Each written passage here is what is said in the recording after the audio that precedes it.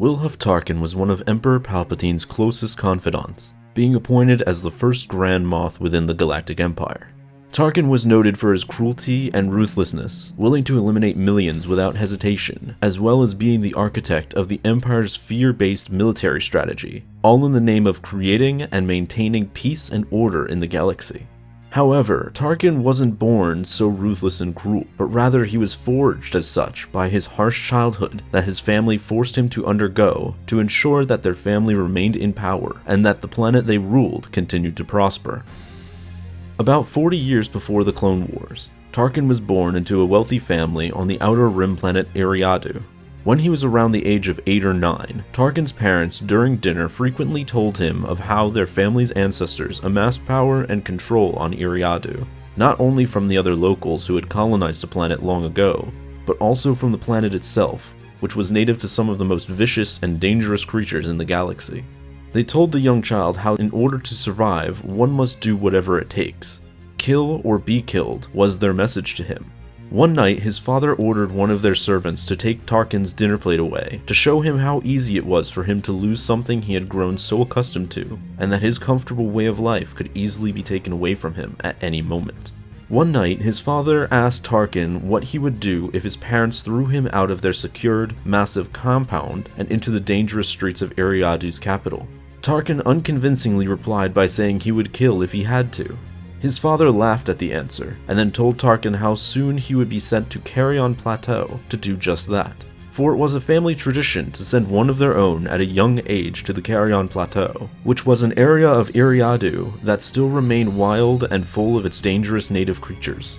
It was going to be a test to see if Tarkin had what it took to wear the family name and continue their ambitions, or if he was going to fail and end up being killed by the very planet he was groomed to one day rule.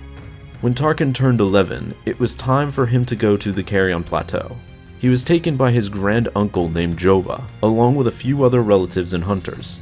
During the trip, he was taught to live solely off the wilderness, and to survive by killing the beasts that roam the forests, being forced to eat their raw carcasses. There were times where he went days without eating any food, nearly starving to death. At one point, he was forced to prove his will to his uncle by ripping apart a dead creature's body with his bare hands and ripping out its organs to eat, at the end of which he was completely covered in its blood. These trips lasted for a few months, and he went back a few more times over the years, being forged into a disciplined killer. These trips also taught him how, in order for the masters to control the populace, in this case the wild beasts, they must teach them to fear their rulers, and in doing so you must punish them constantly until they finally understand to kneel for their own good. If they do not learn, then they must be fully exterminated from existence. Sometimes an example must be made of one group in order for the others to learn. This extreme sense of need of order and security was deepened within Tarkin when he was taken to the aftermath of a village that was attacked by pirates. He witnessed countless beings who were riddled with blaster bolt holes, and others who were savagely butchered by melee weapons. He was then told that those who survived the attack were likely taken by the pirates to be sold as slaves. He was sickened at what he saw, and convinced himself that he would never let such a horrific outcome happen to him or his family. When he was in his late teens, Tarkin had joined a security force that protected a region that contained his planet from pirates and the like. On one case, there was a pirate gang that successfully outmaneuvered and hijacked multiple freighters from a corporation that supplied his planet with essential goods. Despite multiple plans and attempts to apprehend them by the security force, the pirates still were able to slip away with the stolen goods from the freighters. Only Tarkin was able to figure out a plan to capture these pirates after obsessing over them for months on end, until he finally figured out their attack pattern by studying the pirate leader's name. Once he successfully captured the pirates, Tarkin appeared before the cuffed pirates and their leader. Seeing how she was outsmarted and captured by a mere teenager, the amused pirate leader began to laugh and mock him, explaining to him that no prison in the galaxy was going to hold her for long. But Tarkin never planned on sending her to prison. Instead, he ordered her and her pirate gang to execution on the spot.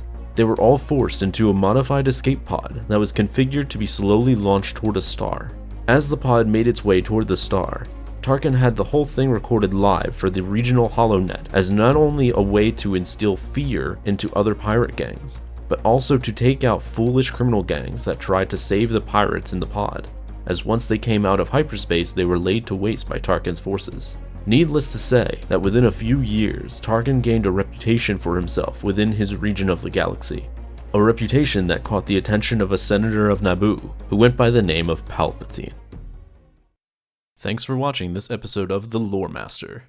Be sure to subscribe for more Star Wars lore videos like these in the future. And may the Force be with you.